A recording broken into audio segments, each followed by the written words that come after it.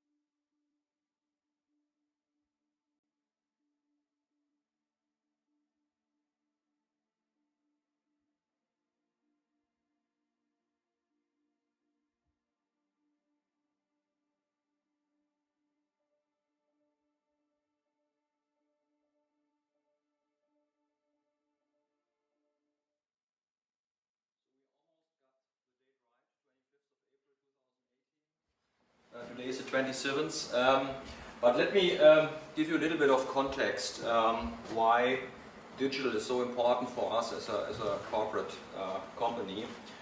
You could basically say Deutsche Bahn is maybe the startup of the first industrial revolution. I mean, Deutsche Bahn is a 180 years old company. It was basically founded on the steam machine, the steam engine, which basically was the disruptor technology at these times.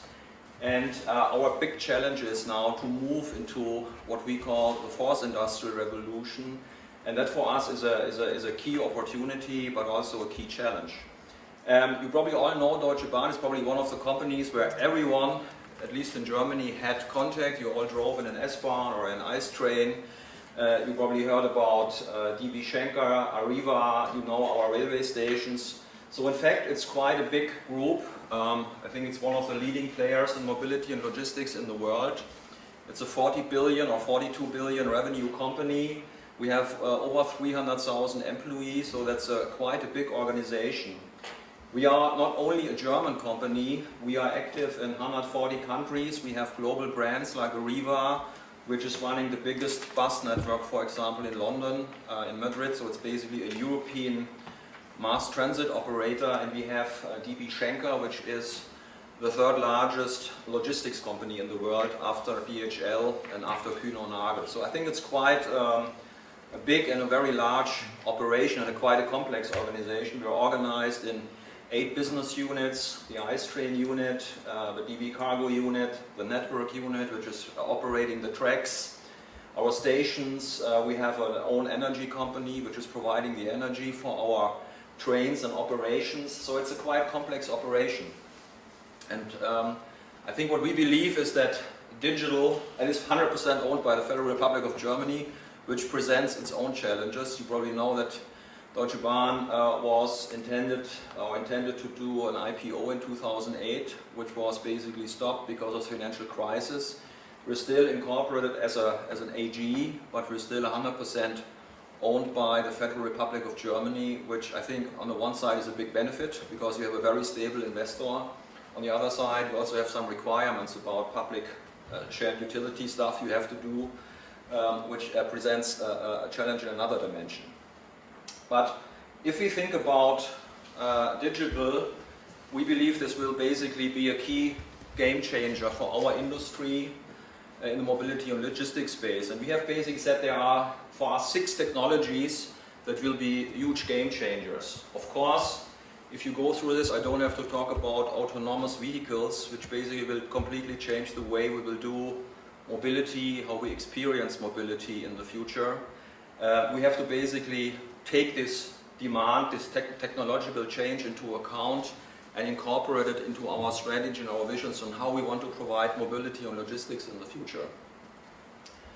A second big thing is artificial intelligence. We believe artificial intelligence is the biggest game changer we have in not only making our customer-oriented products much better through personalization, through context-sensitive understanding of customer requirements, customer wishes, but also a huge driver for process efficiency. In our factories, we have over 100,000 people who really operate in factories, in maintenance shops, on the tracks, and that's a huge production machine that Deutsche Bahn has, and we believe that artificial intelligence will also help us dramatically change on how we do our production in the future. We also believe augmented reality, virtual reality will be very important for us. We already have pilots where we have augmented reality in training, where train operators use augmented reality to learn how a new train is operated. We have augmented reality in our maintenance shops where we basically help maintenance workers to really locate specific items or basically execute specific procedures without lecturing tons of paper. You have it really in your augmented reality glasses. The whole question about man-machine connection, I think, will be a changer. We will see the end of the age of the smartphone. The future connectivity between man and machine will be different than typing something into a smartphone. It will be voice recognition, it will be facial recognition, it will be gesture recognition. So we will have, and you see this with, for example, the Alexa, you will have a completely different human-machine interface in the future. And we also have to adapt to that because we have a huge B2C business. Quantum computing for us is a trend we are watching. We believe this will be a key driver of artificial intelligence in the future, and we have close cooperations with research centers to really look what quantum computing could mean and what is the maturity of it over the next 5 to 10 years. And finally, blockchain. Blockchain, we believe, is a technology that is changing the way the internet is set up from a centralized model to a more decentralized peer-to-peer model. We have a small team now of 25 people in Deutsche Bahn, which is exclusively dealing with blockchain applications. We have over 80 blockchain use cases on the way where we look and how blockchain will be used in logistics, in mobility, in how we do energy infrastructure, loading and charging. So that's also a quite big field of technological change we are looking at. But if you look at this all looks very bright and very future-oriented. This also presents a huge challenge for big corporations which are not used or have no experience with leveraging digital technology for their operations. And we also understand that these technological areas will present challenges for us.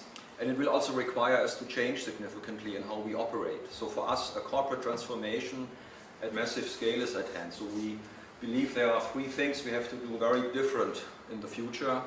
This is a much more radical way to think customer-centric, to really engage with our customers in a much more deeper way, to really anticipate what their requirements are, to eliminate things they hate, to bring things they like, and really make the customer experience much better when they interact with us as a corporation.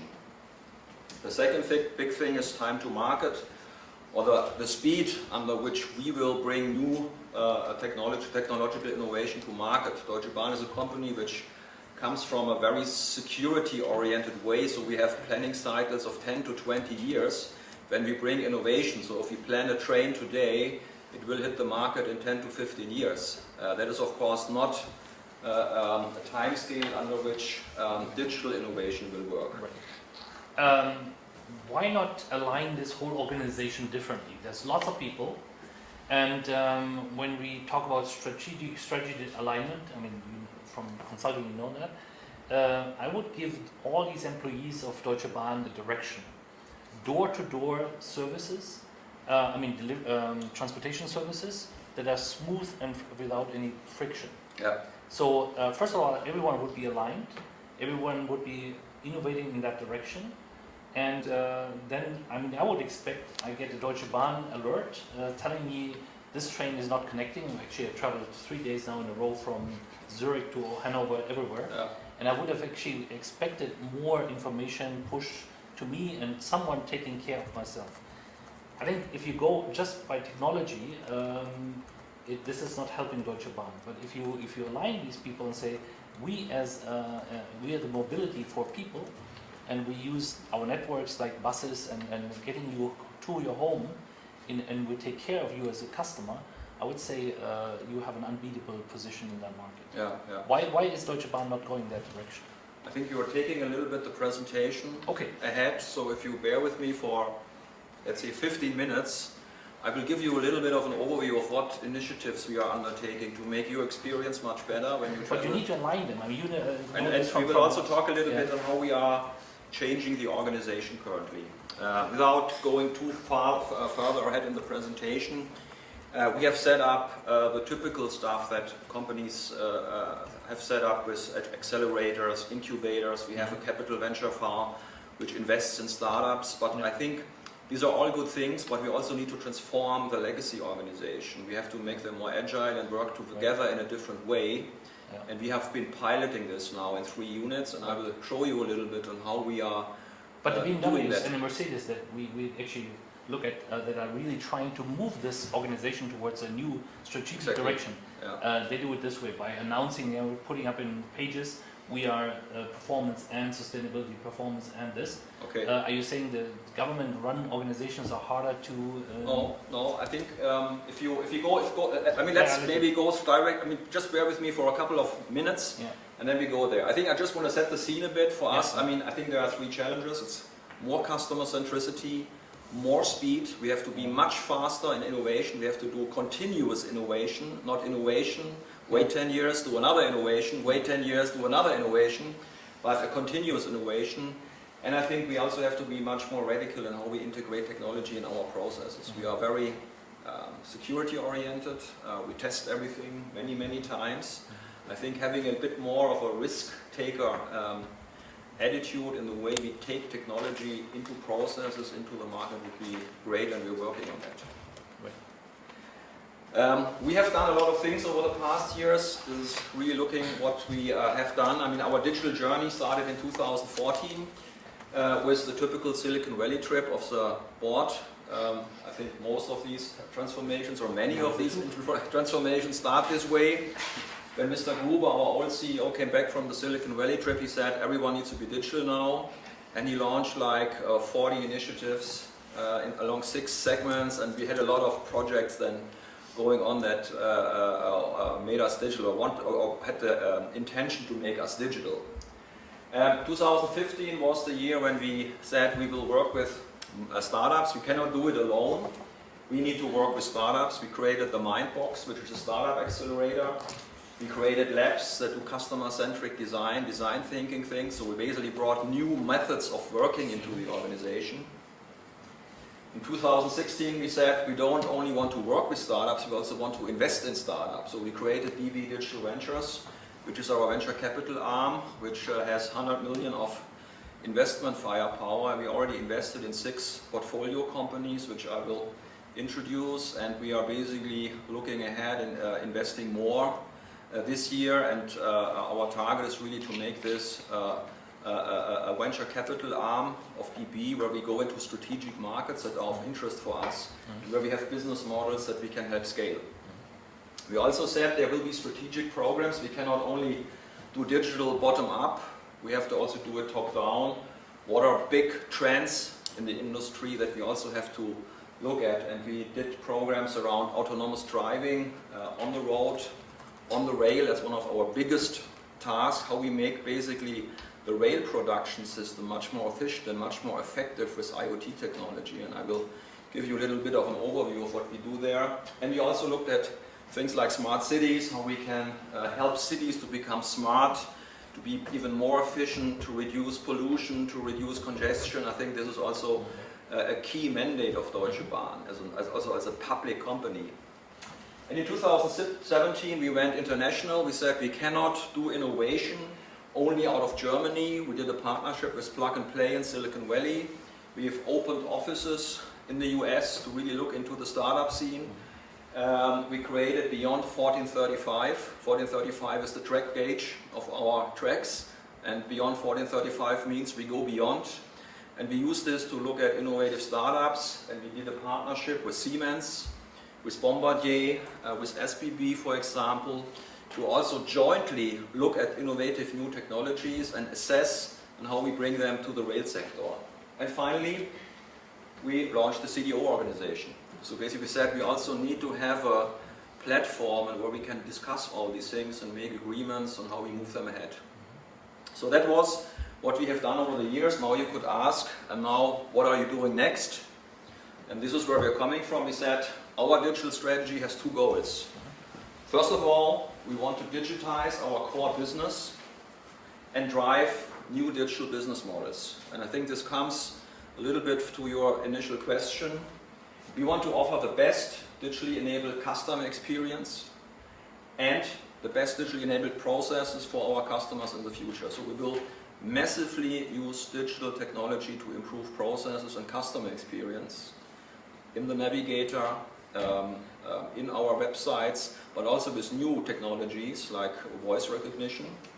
But at the same time we say we cannot only survive if we just make better what we do now. There are new markets that are coming, and we also need to establish platforms, new data-driven business models that help us move into these new markets in the mobility and the logistics space.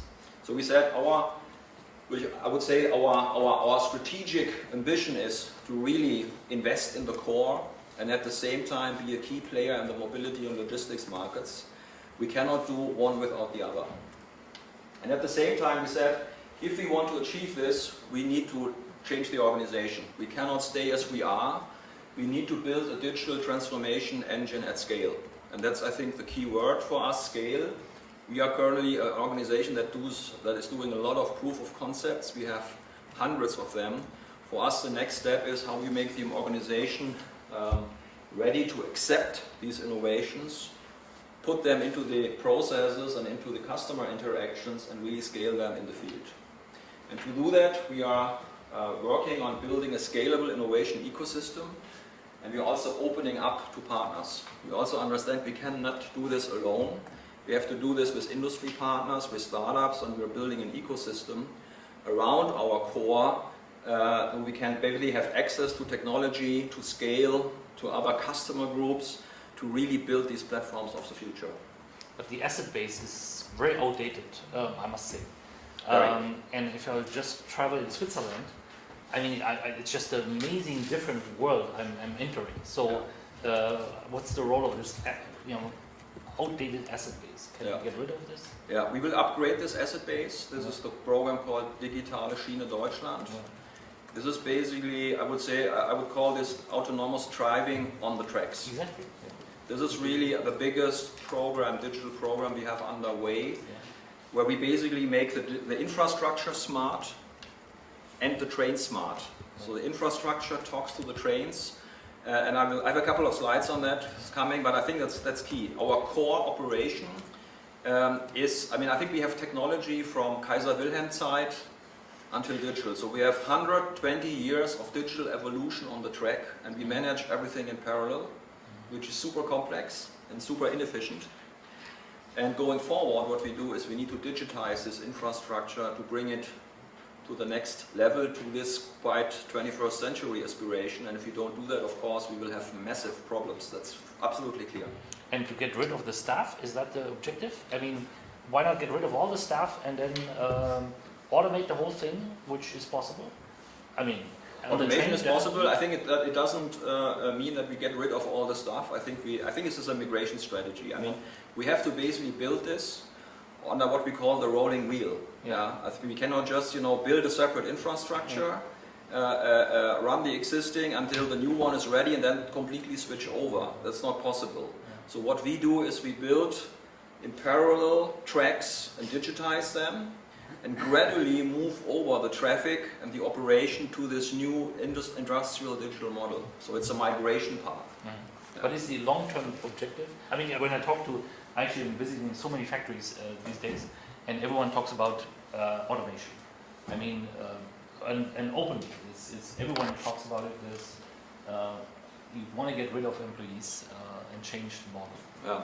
For us, getting rid of the employees is not the target. I mean, we have a huge demographic shift in our organization. We have a lot of people who will leave the organization over the next 5 to 10 years. And the mandate of our government is to double the traffic on the tracks in the next 10 to 12 years. So we will have a huge gap between what our demand is versus supply that we have to basically fulfill that promise. And the only way to get out of that is to be more efficient and to be more digital and automate the operations. But you don't get any train drivers. I heard that it takes more than a year to replace one. Yeah. And there's a huge shortage and you don't pay them well. So how are you going to have a future on that if you want to double the traffic? Yeah.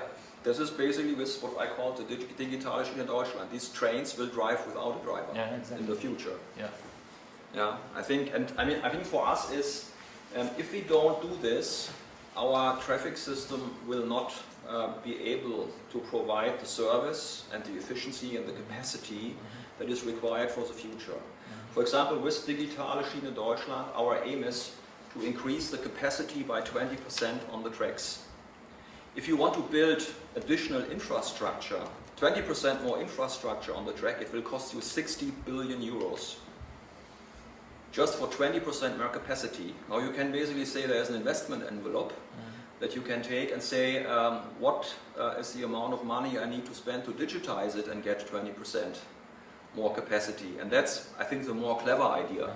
Digitize it and create the capacity and not build concrete and steel again, and use the old technology to run it. So you will have flexible trains length, or we will have more trains in shorter distances, and of course also more flexible trains. I mean, the flexibility we will see, we will also have things like demand responsive transport models.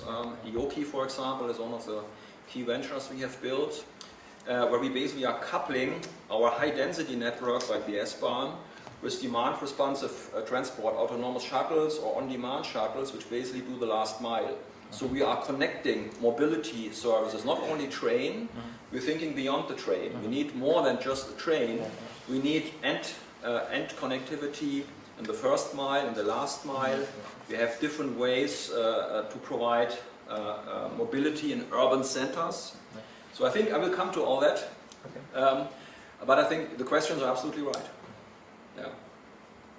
There's, I think, one thing I want to emphasize a bit, and this is the role of the employees. I think for us it's very important to bring our employees along. We have 300,000 of them, and we cannot manage this transformation just by a small group of digital experts, digital natives. So we have also built a significant program to train our employees, to create enthusiasm with them for these new digital opportunities, which is also not so easy. Some people are afraid, they have fears, what's happening to my job. But I think what we want to get across, the opportunity is much bigger than the risk that is imminent with this transformation. So quite significant point. Good. But let's now go a little bit more into our projects that we're doing, so you get a little bit of more tangible idea of what we're doing. So what we said in our first thrust, creating best practice processes and customer experience, we said there are 4 areas and where we do this. It's the market for smart mobility. This is how we move people from A to B, door to door. We have a huge logistics business. 50% of our revenue is actually coming from logistics. I mean, probably you believe Deutsche Bahn is a passenger transport company. In essence, it's a 50% passenger transport company and a 50% logistics company. Then we have this whole questions we just discussed, smart assets, smart production. How we make production of the railway system much smarter than it is today. And of course, we have to look at our process, our back office process, a smart administration, so how we do finance, accounting, procurement, HR, legal, many opportunities in there. So I think quite a comprehensive program, and I will give you a little bit of insights on what we do in smart mobility, in smart logistics, in smart assets. For time's sake, I took this out. We can discuss it if you're interested, maybe on a later point of time. So let's go for smart mobility. So what we do here is very clear. We believe full digital readiness is a base requirement for all operations that we have. We have to move much more from an analog to a digital experience. And what we have is the best digital customer experience in rail.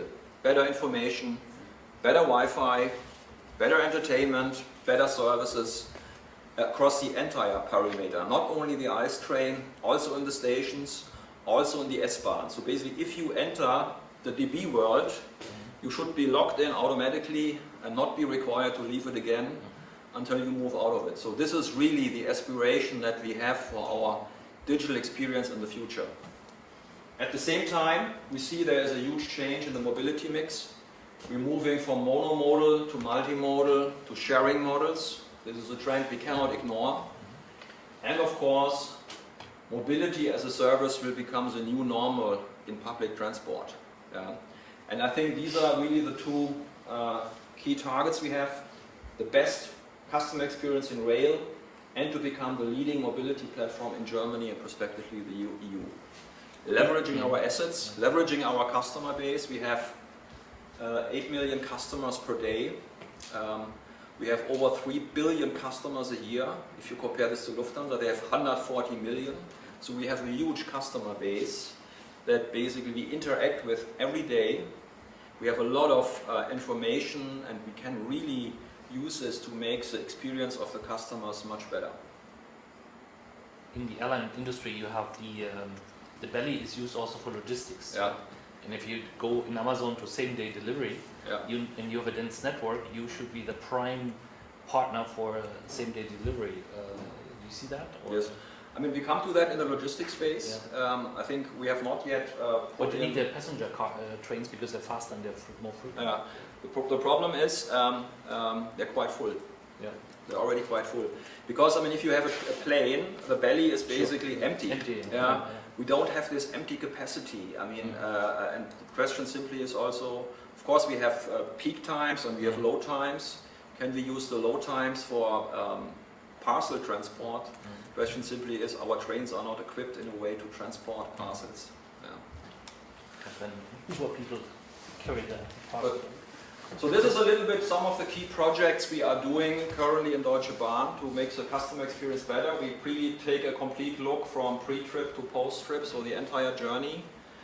We basically are currently building a new program we call Vendo, which is reinventing the navigator. So we said the navigator needs to be much more personalized, much more simpler to use, much faster time to market. So we have a significant project underway to become a omni-channel provider. So currently we have no multi-channel or little multi-channel capability. If you buy something in the DB customer center and you want to change this online, the ticket, it's a problem. Yeah.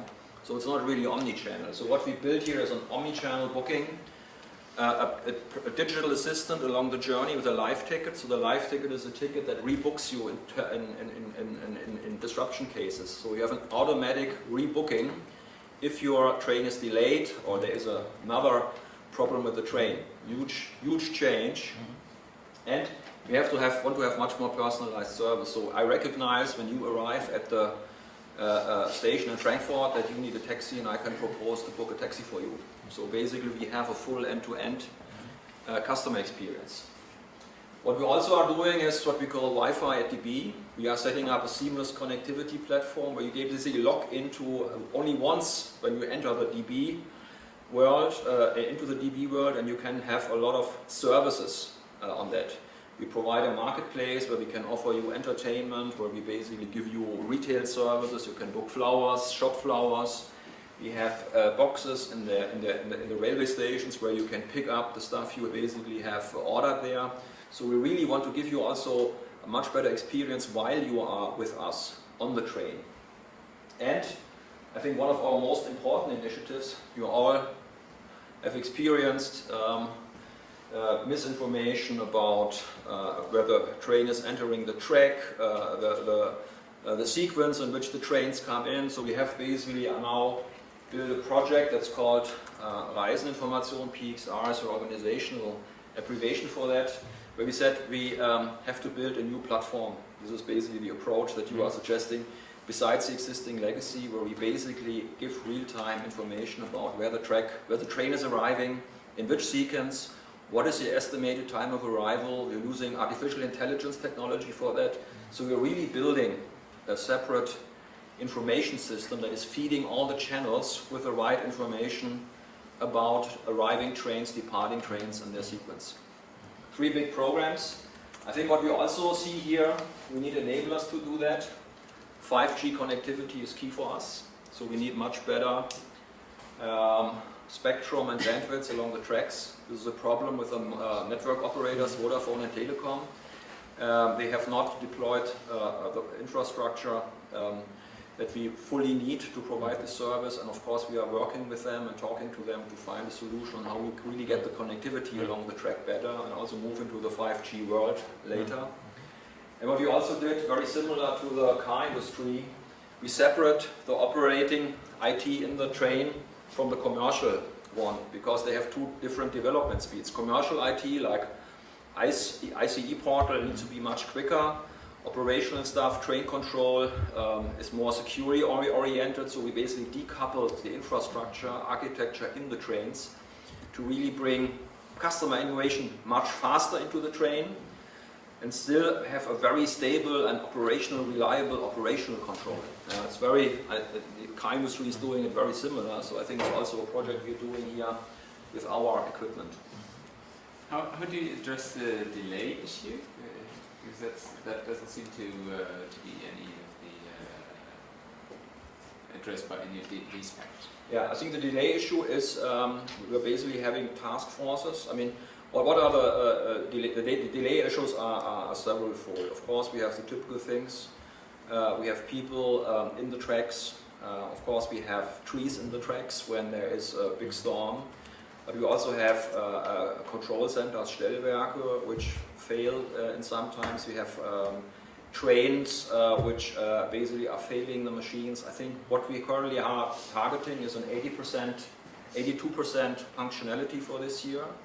And we're having task forces, but these are more operational excellence programs currently. We have not yet used technology enough to basically move into that direction. I think we have a lot of things to do, also to eliminate the classical things that you probably would do with a lean program, with an operational excellence program, to do the processes better, to have more reliability on the punctuality of the trains. Yeah. Good. I will basically give a little bit an insight for example, this vendor program here is something we are working on, a new UX world, simple, context sensitive, personalized in real time. We will bring features in like maps that basically help you navigate through the stations. You have connectivity after the train ride. You can book a My Taxi, or you basically see where the U-Bahn goes. And you're always up to date, really, where you are, what delays are potentially coming. Yeah?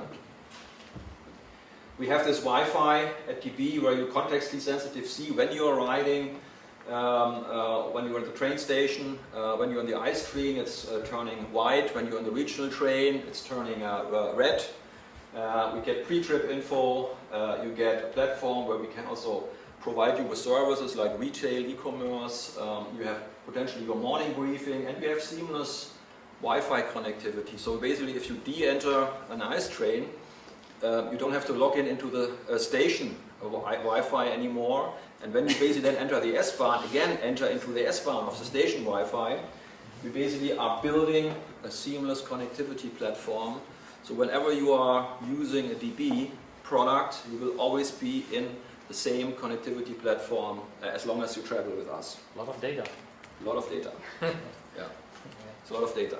That's very useful for you as well, right? Because then you learn much better what the typical chips are. Exactly. And we want to make the service better. And we don't want to become a data trader or anything, which we will never do.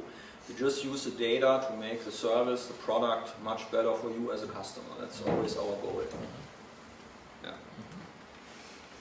Good, but I think what we also said, it's not only our core product, which I think here is the öffentliche Schienenpersonenverkehr, the long distance. I think these are all big markets, but they grow moderately, but not huge. What we believe is really growing very big are multimodal mobility platforms, are autonomous fleets that are coming, and our database business models which go on top of that. And we're also investing in these new markets, and I will just give you 3 examples of projects we are doing there.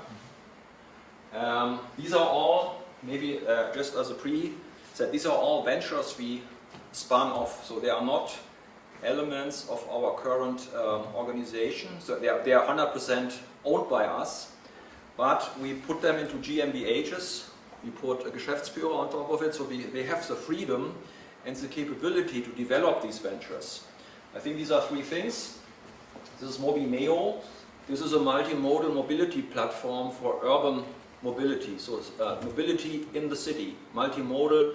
If you basically, you can go with the U-Bahn, but you also can basically, if you don't like the U-Bahn because the weather is so nice, you can book a call a bike, and if you don't want to call a bike, you can go into a car sharing service. So it's a truly multimodal platform that we're providing and are integrating with the Aufgabenträger, with the S-Bahn and U-Bahn operators and the providers, so we have a seamless connectivity with them. The second thing is the Yoki, and I have a short video on that, which is a demand responsive transport system.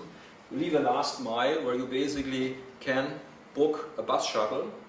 It's not on a schedule, you book it, and it comes to you, takes you, and delivers you wherever you want to go.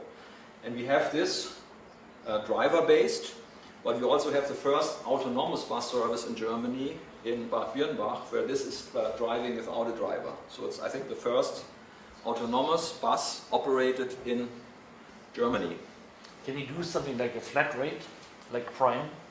Because then you would hook me on all the systems at once, right? So is that... We're testing that. We're testing. I mean, we're in early phases. We have now a test in Frankfurt. We have an agreement with the city of Hamburg where we're testing that.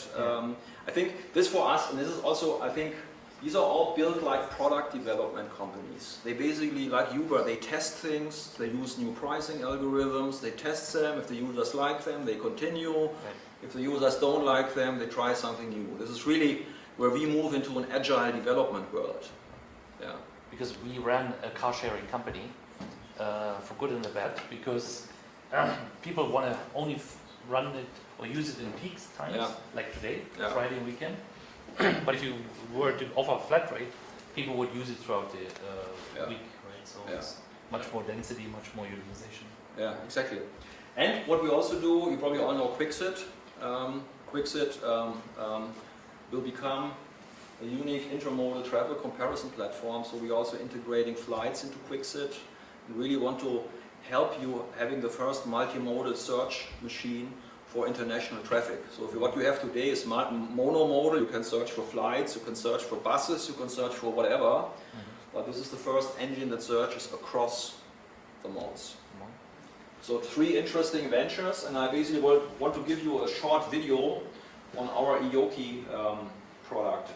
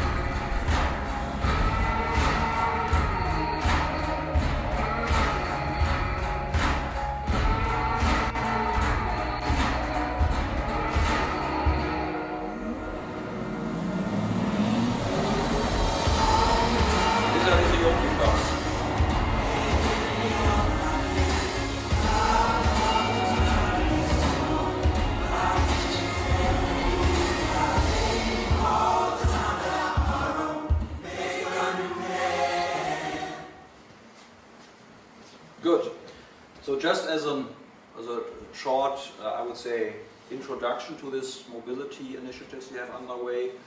If you have further questions, let's dive into. Otherwise, I would give a little bit of an impression of what we do also in logistics and smart assets. Yeah.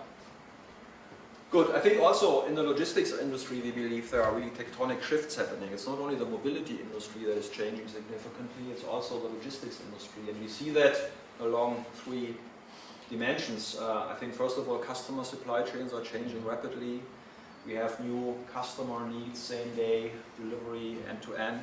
Amazon is promising to give you in 5 minutes, 15 minutes after you ordered with a drone a delivery, which I think is completely a game changer for the logistics industry. But also the way industry supply chains are configured. For example, with electric cars, we will have a different supply chain. We have different products we need for the manufacturers. So I think there's a huge shift in the way supply chains will be configured in the future. We also believe that digital technology is redefining the logistics. There's a huge opportunity with robots, with IoT, with artificial intelligence, autonomous cars. This will have a significant opportunity to shift the competitive models, the business models of this logistics industry. And data is also at the heart of these new business models. This is already in the end a data game.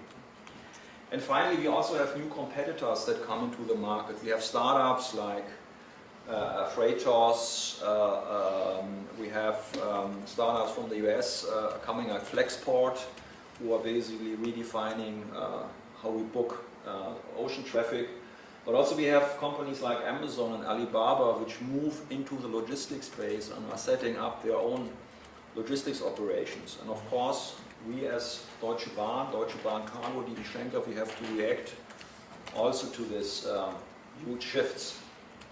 And we also believe here that we have to do things in parallel. We have to transform our core operations. We have a huge operations. DB Schenker is a 16 billion company. We have to make this core business better. We have to make it much more digital with better customer interfaces, better carrier interfaces, and end-to-end services we provide into the value chain. And also here we have to move into new digital business models like a digital forwarder, logistic marketplaces that are emerging in the world, ecosystems that are developing in logistics, autonomous transport management, etc. And of course, this is really also here a two-speed model for digital transformation. We have the medium pace ones which we transform existing processes. It takes simply longer, but we also have to have a fast venture-oriented approach to move into these new models. And also here I want to give you a couple of examples. For example, DB Cargo is developing a new booking interface. It's called My Rail Portal, where we have a central online sales and service platform for our customers where you can basically sign on, you can order empty wagons to load them, you can do online booking there, you have a track and trace. It's a huge requirement from our customers to exactly know where the wagons are and in which situation they are. And also a data portal to understand more what's going on with the trains. At the same time, we have at Schenker developed a product called Drive for Schenker, which is a portal where Schenker is basically bidding out contracts or orders to carriers, so small forwarders, truck companies, and we are working with a US-based startup called UShip. So we have signed an investment with UShip, which is a US startup, to help us really drive this forward and make our development efforts in this area faster. We could have built it completely on our own, but we said, why should we do something that is already existing in the market? Let's partner with a provider who's already doing it and jointly co-develop it further. I think it's also a change in the approach and probably how we might have done it 5 years ago. Yeah? And since we teach this, and my colleague here does research on it, when you have these capacities, when do you charge the customer? The moment he books, or, I mean, these are long-term schedules, so you need to do some reservations. How do you handle that? For example, are there capacity options, or how do you handle the charging? I think this is directly geared towards the supply side. So basically, the customer orders will be the next step. This is just, I have an order from a customer, and I'm looking for a carrier to transport it. Right. And this is a bidding process, basically. The carriers that go and bid for that, they have to put in a price, and there's an algorithm that selects the best bidder. It's a bidding.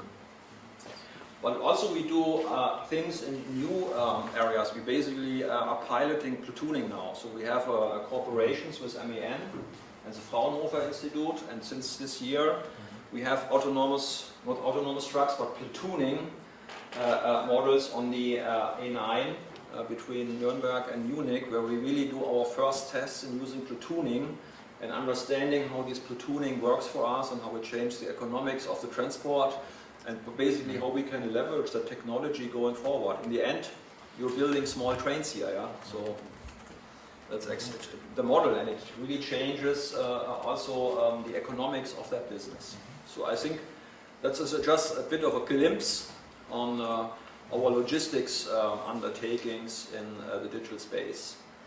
To what extent do you try to foster multimodal transport? Because it seems as though this is, if you think about sustainable transport, this is probably the way to go forward, to get rid of the trucks or part of the trucks and shift it to either rail or the barges. I mean, this is our company mission, really, to have environmental friendly transport. If you look at this, we already have realized the mission of Daimler. We are full electric, we are shared, and we are autonomous for the customer. So we have case already. But I mean, on a more serious note, of course, this is driving efficiency for the truck business. We also have to drive efficiency for the rail cargo business, because this is in constant competition. Yeah? So this is making trucking more efficient. At the same time, we have to make cargo more efficient, rail cargo more efficient. And this brings me a little bit to the next chapter on how we make the rail production system more efficient. Yeah. Good. I think if you go there, this is the smart assets part, so the third part of our strategy, and I hope you still follow it. It's a lot of information now. What we say is we want to also digitalize the way in which we are using and managing our assets.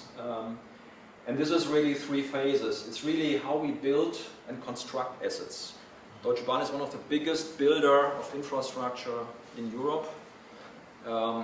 Between 7 and 8 billion of annual building volume we basically are managed, and we are looking into ways of doing that much better with building information modeling, digital twins, where we do a digital building before we actually do the physical building.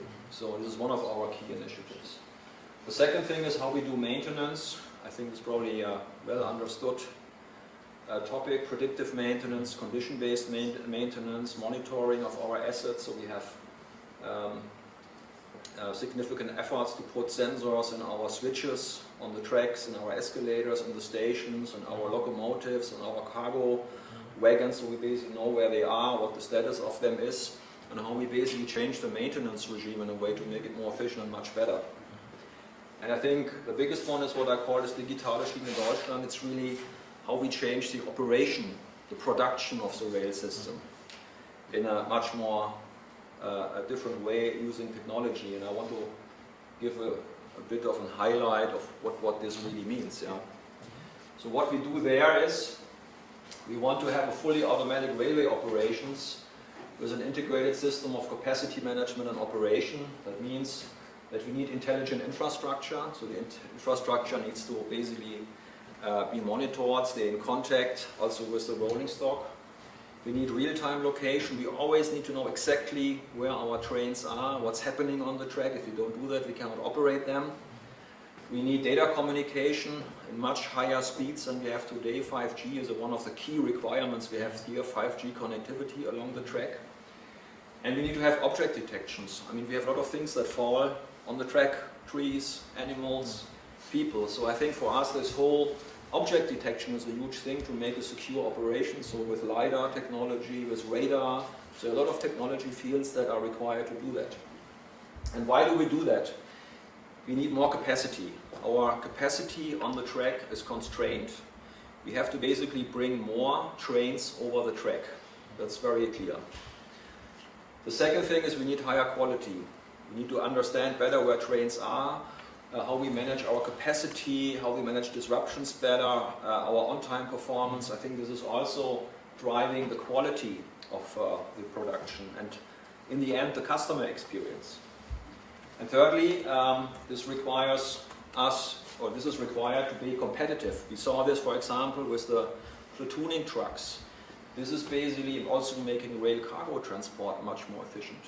We can have significant benefits for the competitiveness of the rail cargo industry. And last but not least, there is an economic benefit. We will use much less energy if we do that. So CO2 reduction, energy reduction are also key elements of that initiative. How do we do that? It's quite complicated. There are 6 major technological fields that we need to master in order to do it. This is, first of all, data analytics and artificial intelligence on the train. It's about real-time data processing, self-optimizing systems. I mean, we're very much in the discussions that the automotive industry is having with that. We need to have wireless communication in 5G to really communicate from the train to the Stellwerke and to other operations and with the infrastructure. We need sensor technology, so intelligent perception of the environment with LiDAR technology, with radar technology. So trains are quite fast, they take a long time to stop. So we need to look a long way into the future and to the distance to make sure that you have a safe operation. Yeah.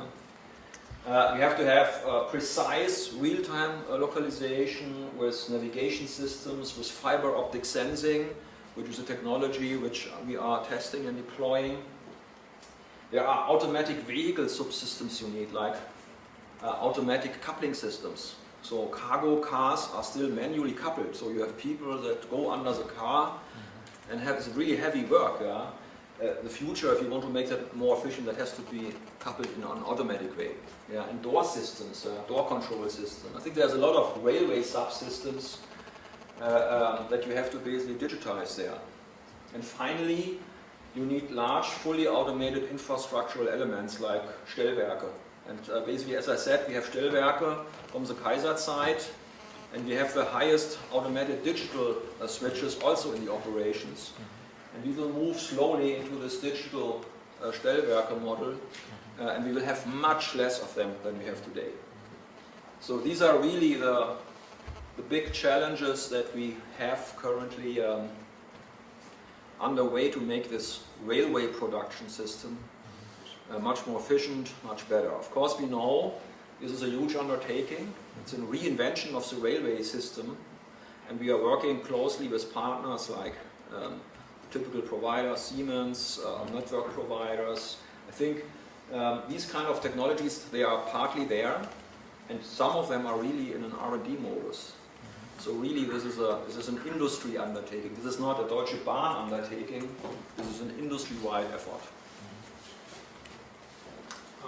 Two questions. What's the timeline on this Digitalization project?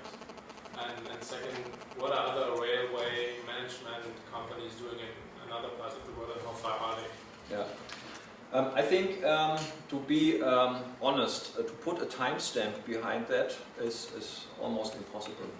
I think we're now in the validation of that, in the cost validation, in the time validation.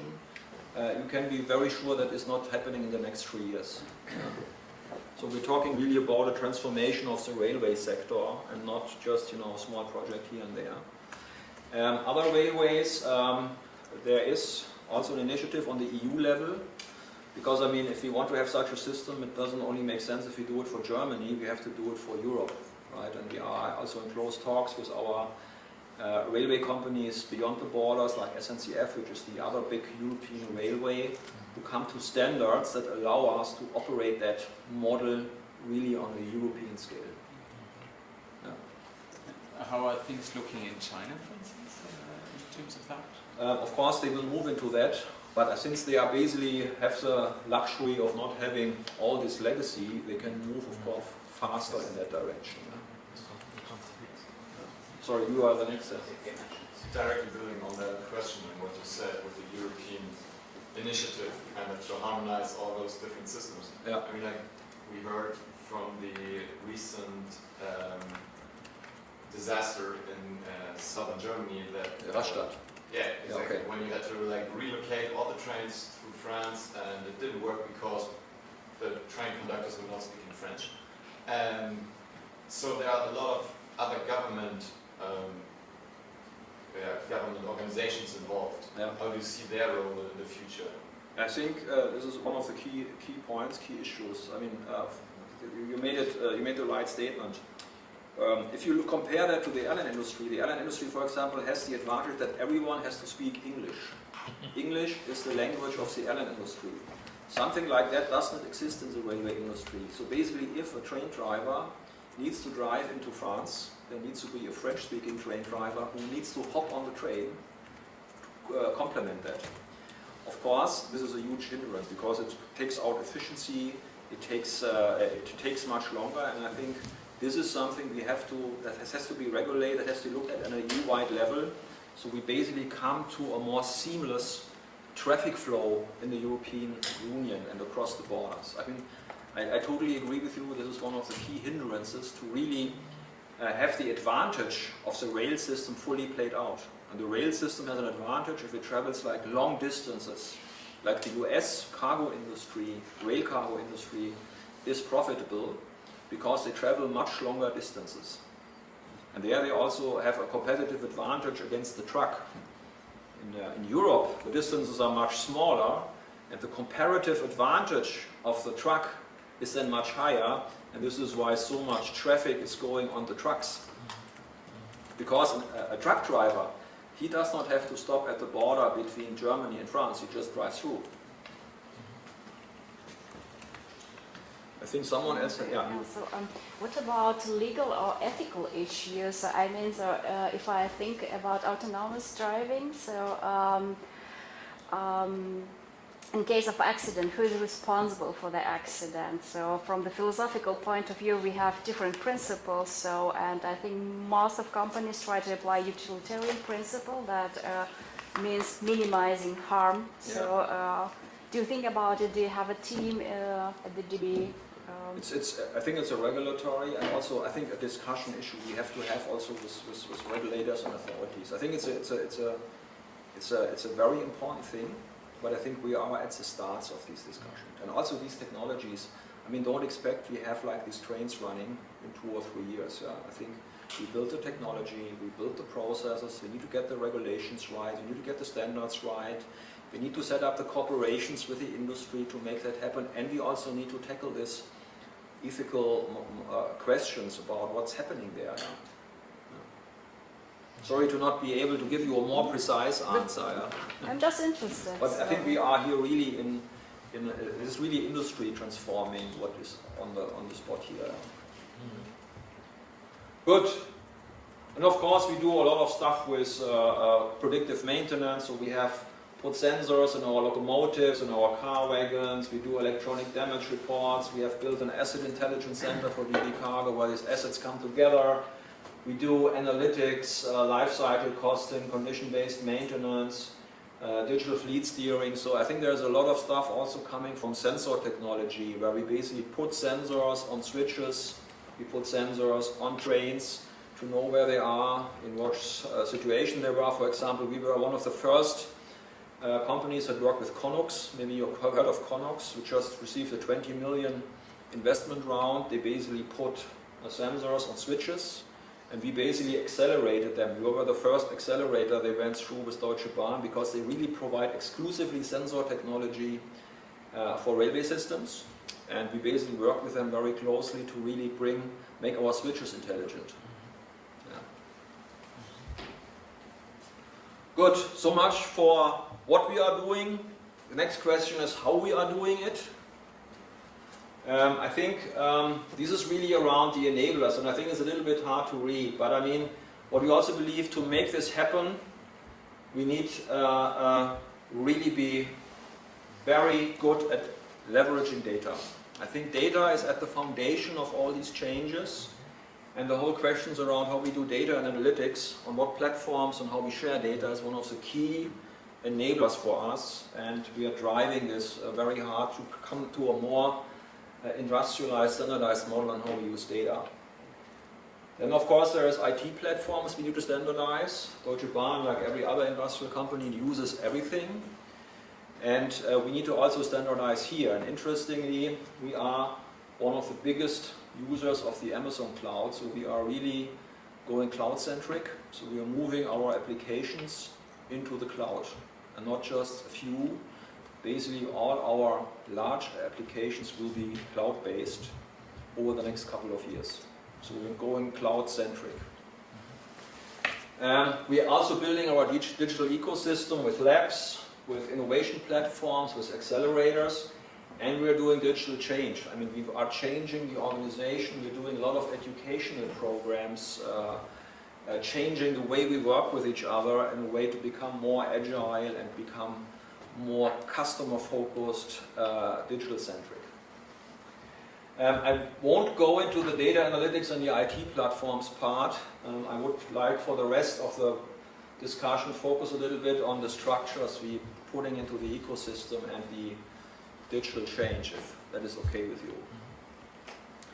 So if we basically look at our innovation ecosystem, we said, I mean, we have to play the ecosystem fully from ideation to scaling investment. And we need to do this for our core business and for our new business or new business models. And we said we have to have different structures, different organizations that do that. And we build this ecosystem where we do this. We have, for example, digital labs that work with our businesses to ideate new things, new ideas, new products. But we also said not everything that we are doing can come from inside. So we have a company or an organization that is called Mindbox, which is a matchmaker. These guys go out and look together with our business units for new startups globally that can help us change and improve processes. For example, sensor technology, for example, drone business, for example, chatbots. So there are a lot of innovations that we bring through Mindbox to the organization, also in a very early ideation and prototyping phase. If you want to go for a Neugeschäft, we have, as I said, beyond 1435.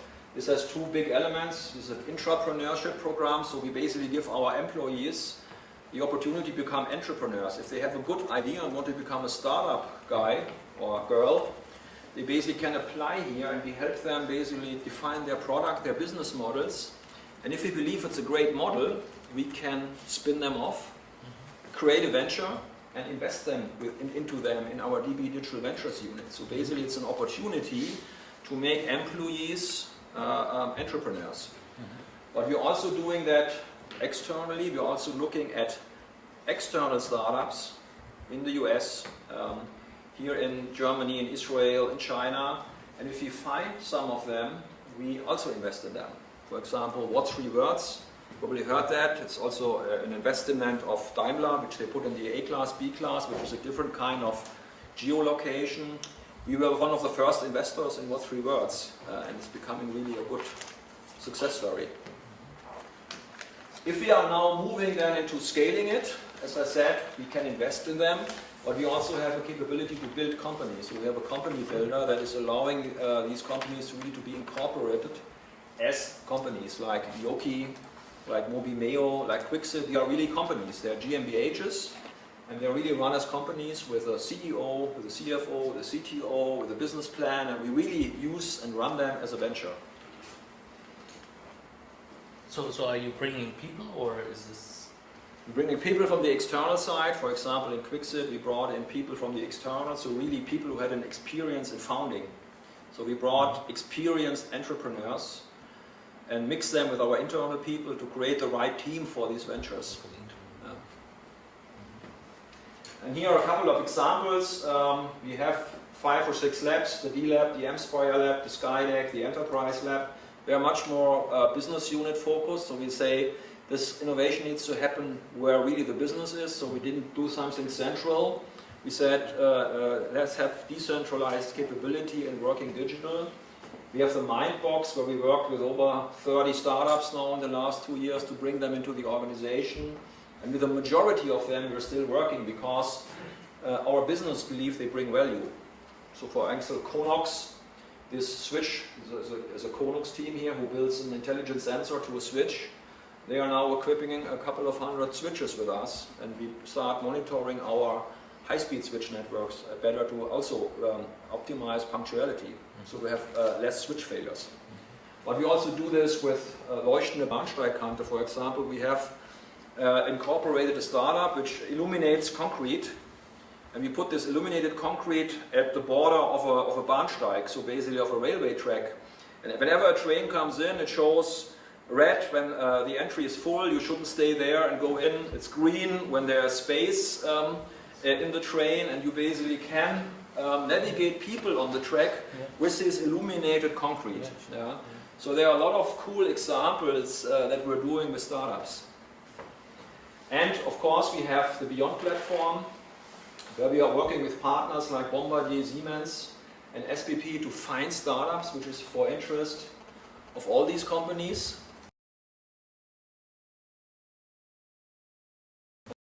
So I think there are a couple of interesting investments that we have done, and we will continue to do that. And at the same time, we're scaling up these companies like Mobimeo, Yoko, where we build companies to really become a serious player in the mobility or in the logistics space. Good. Are you still ready for more? Yeah, absolutely. Good. But I mean, we can do all that, but we also we believe we also need to change the way we work as an organization. I think there's a simple equation in the world. New technology plus old organization is a very expensive organization, because you continue to do the old stuff and you basically put the new stuff on top of it. And I think if we do it like this, I think we will not reap or capture the benefits of digital in a meaningful way. And this also means that we need to change the way we work together. And I think this is a little bit of a theoretical model, but maybe you know it. We believe organization design and the role of the employee is key to change the way we work there. It's really whether you organize it in a more steered model or in a self-autonomous model, or whether you have employees which are more executors or creators. I think there are different ways how you do it. I think typically you have a steered organization where the employees are really executors in many forms. I won't make this an exclusive statement, but I think this is what you find. Of course, this is a problem for innovation, because innovation is not well suited for such a model. Also, I believe if you move into these other models, you run into things like overstretched organizations, where you basically want a self-organized model, but you don't have the people to do it. You outstress the organization. If you move into that way, you have a lot of people who want to change something, but the organization is not following. You create a lot of shadow organization where this happens, but it's not in any way an official thing. But I think where we want to move to is to build more agile networks where people work together, where we bring creators, but also more autonomous ways in organizing work together.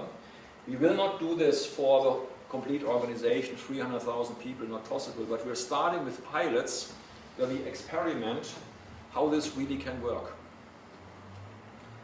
And a couple of examples are here. For example, our IT service provider, DB Systel, they already moved into such a model where they have over 700 employees already who work in this agile ways. We have set up projects like this Reiseninformation project that I showed you that is already using something like the Spotify Tribe Squad model to do product development in a different way. And we have our organization DB Vertrieb, who is rebuilding the Navigator, the Vendo project, who is also moving into a product-centric organization to bring out product by product innovation and not view this as a project. So I believe we have a lot of, I think, good ideas, good initiatives underway in Deutsche Bahn to not only bring technology into the organization and to have labs and accelerators, but also change the way the organization is working to make this really more a mass movement, I would say. Good, 2 more slides to go. This also is accompanied by a a training program, so we've built a learning journey for our employees. It starts with awareness and buy-in. We have an online learning platform. We personalize the training. We offer a digital fitness check to the employees. They can do a self-learning and say, how good am I? Where are my white spots? What should I do? We offer them learning. Then we help them on projects with coaches. So we don't only want to have classroom training. We want to bring the experience into the projects and coach people so that they really apply what they learn also in their real life. And we're building a lifelong networking platform to really do that and share and really share experiences and allow them to network together. That's a bit the story. We have, to steer that, we have created a group-wide steering board, the Competence Center Digitalization. It's actually not a competence center, but it's the group of the, I would say, the senior leaders who drive digitization. I have a last final video to introduce that. Before I close, I would simply use a little bit this gentleman here, Ben Horowitz, which you probably all know. He's a serial entrepreneur, Andreessen Horowitz, a founder, invested in Facebook, GitHub, Pinterest, Twitter, so really a guy who knows how innovation digital works. And he said success is people, product, profit, always in that order, and I think we also believe in that. I think the only way we will succeed in this world, we have to have the right people, motivated people, people who buy it. These people build great products, and if we have great products, we will have profit. So profit is the financial result of great people who build great products, and I think this is really the spirit under which we want to basically build our digital transformation journey. So that's it. If you want, I can give you a short video about our CCD. And then we can move into the question and answer mode. Das Kompetenzcenter Digitalisierung ist ein Enabler, ein Innovator für den gesamten Konzern. Wir schaffen hier ein Ökosystem, in dem wir IT-Projekte rasch entwickeln können und ihnen die Möglichkeit geben, rasch Fahrt aufzunehmen und umgesetzt zu werden. Und das Ganze für eine top attraktive Bahn für die Kunden, aber auch für die Mitarbeiter. Führungskräfte aus allen Geschäftsbereichen. Das sind die Köpfe des Gremiums Kompetenzcenter Digitalisierung des CCD. Einmal im Monat diskutiert das Team Ideen und Projekte zur digitalen Zukunft der Deutschen Bahn und bringt Lösungen auf den Weg. Grundsätzlich ist ja unser Auftrag, Personen, Güter von A nach B zu transportieren, einfach, sicher und klimaschonend. Wir werden Digitalisierung einsetzen, um diesen Prozess und dieses Angebot deutlich besser in der Zukunft herstellen zu können als heute. Digitalisierung hilft uns, die Bahn für unsere Kunden verlässlicher und attraktiver zu machen. Für die Zukunftsfähigkeit ist es wichtig, dass wir die Chancen neuer Technologien in allen Unternehmensbereichen nutzen. Big Data bietet hier ein besonders großes Potenzial und ist eines der Kernthemen des CCD. Was wirklich dahinter steckt, ist ein Nutzen der vielen Daten, die wir zum Beispiel bei uns im Konzern haben, aber auch Daten, die von außerhalb des Konzerns kommen. Der größte Nutzen für die Deutsche Bahn ist, dass wir unsere Kunden viel besser verstehen lernen und unser Angebot an die Bedürfnisse des Kunden viel schneller und besser anpassen können. Künstliche Intelligenz und das Internet der Dinge spielen künftig eine Schlüsselrolle, wenn es darum geht, das System Bahn fit für die Zukunft und für unsere Kunden zuverlässiger zu machen. Ein wichtiges Stichwort ist hier die vorausschauende Instandhaltung. Wir schauen zum Beispiel bei den Fahrtreppen und Aufzügen ganz konkret über Sensoren, diese verfügbar sind und diese laufen. Und daraus können wir dann ableiten, welche Anlagen besonders von Ausfällen betroffen sind. Dann können wir auch früher reagieren und den Ausfall so knapp wie möglich halten.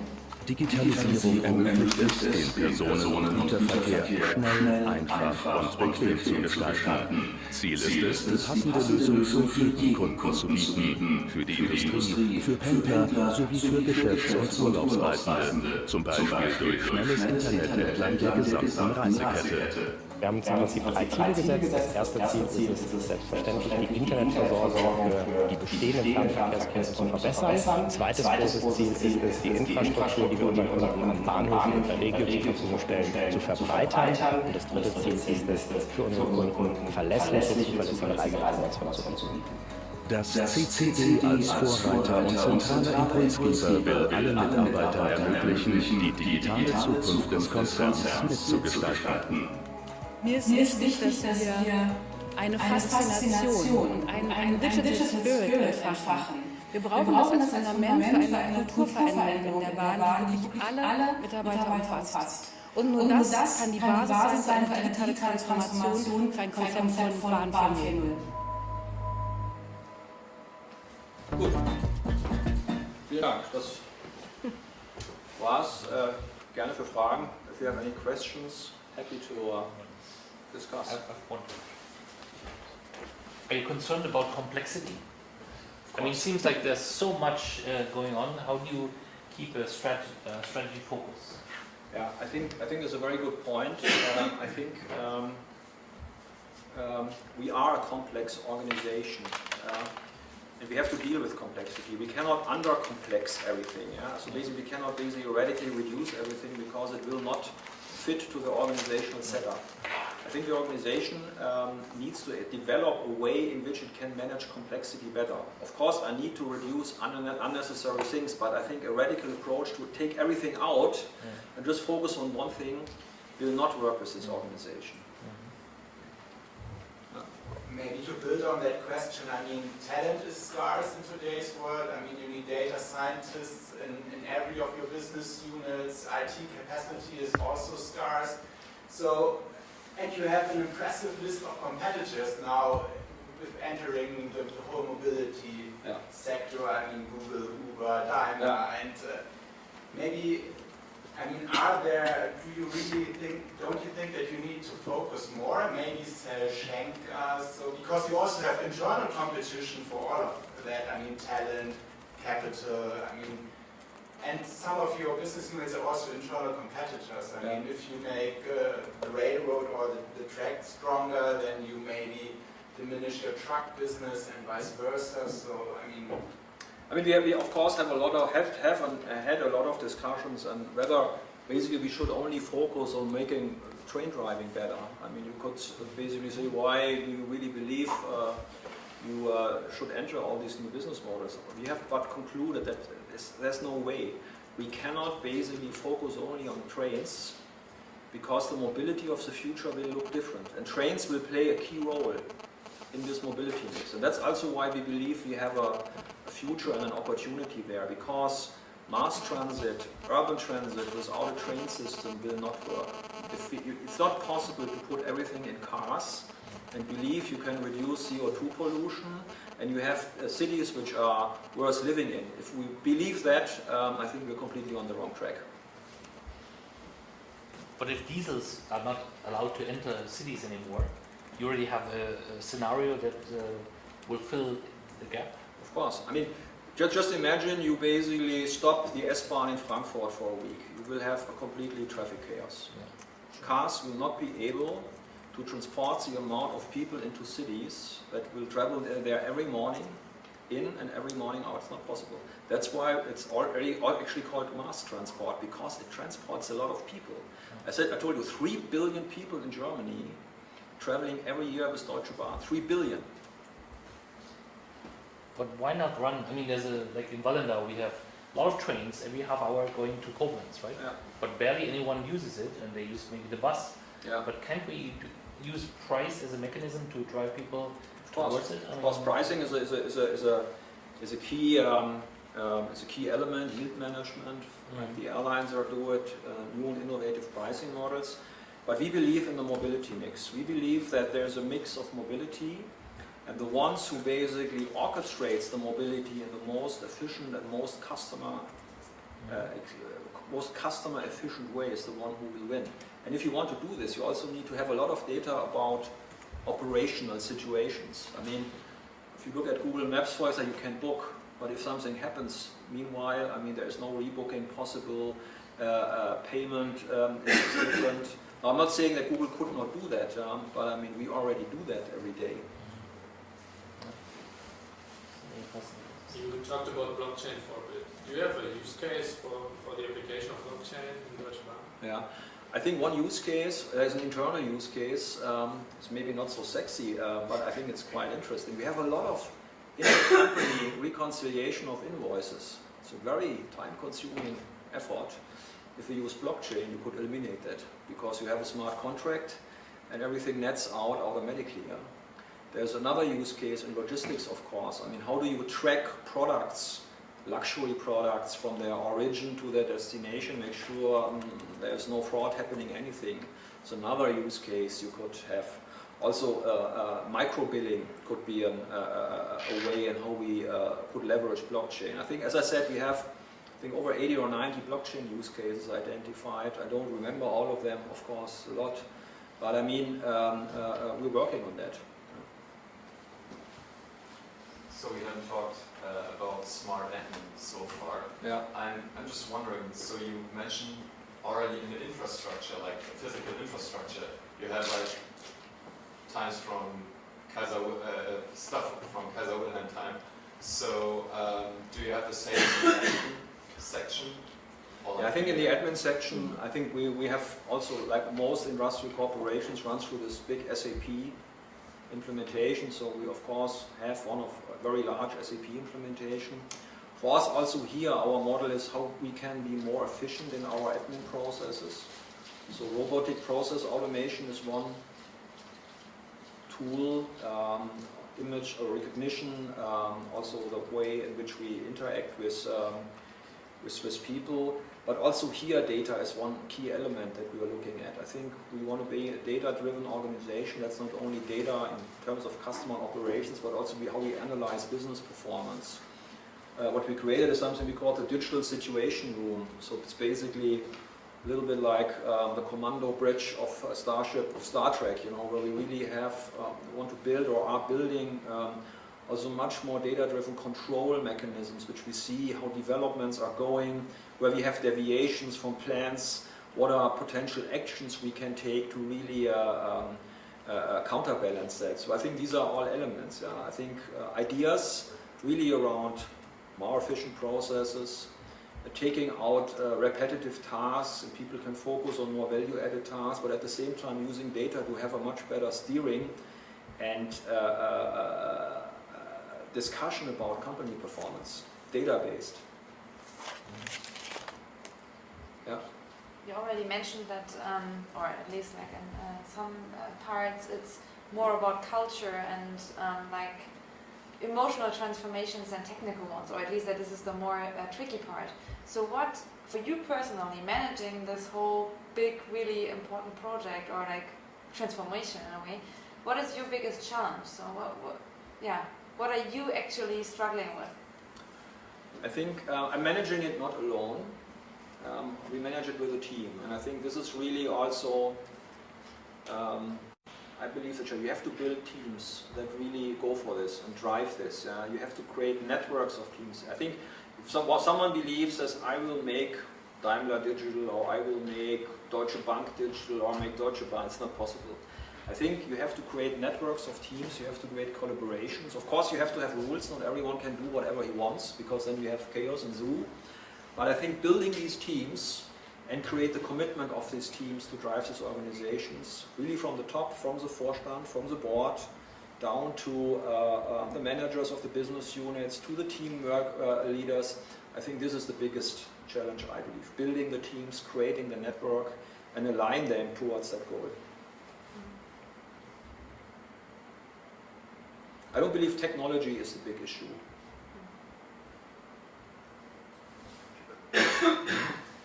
Good.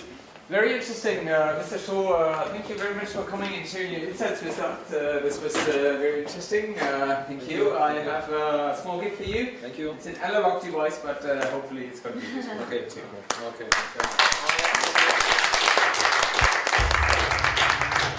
Good. That's very good. Vielen Dank. Super. Thank you.